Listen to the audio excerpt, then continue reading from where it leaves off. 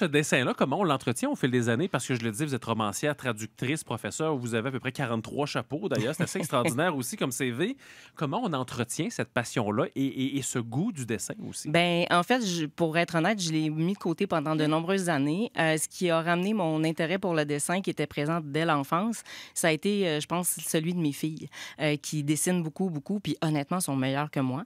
Watch out, là. Elles vont être les artistes de la famille. OK, moi, c'est juste un préambule, là. Elles viennent à coup de 3 en plus. Oui, alors, hein? C'est ça, exactement. c'est assez, Puis elles vont prendre faire des triptyques puis des grosses fresques là, quelque part dans la ville. Mais je pense qu'elles m'ont beaucoup inspirée puis elles m'ont donné envie des fois de m'asseoir avec elles, gribouiller puis de me rendre compte que j'avais encore ce désir-là de dessiner et que j'avais peut-être pas complètement perdu la main.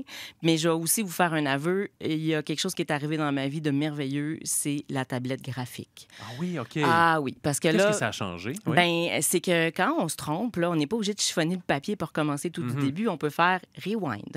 C'est vrai. On efface, puis ça disparaît. C'est un Puis... petit peu moins romantique que de faire la Ouais, boule de papier puis l'acheter exact. avec Pas... fracas. Là, mais C'est oui. ça. Non, c'est ça. Fait que mon OK. rapport à l'art plastique n'est pas tout à fait romantique, mais très pratique. Puis j'ai découvert que mes lacunes en termes techniques, parce que j'ai pas de formation du tout là-dedans, ben, étaient palliées en partie par l'outil merveilleux qui est la tablette numérique, puis tous les pinceaux là, qu'on peut appliquer. Oui, Puis oui, oui. c'est très accessible, en fait, là.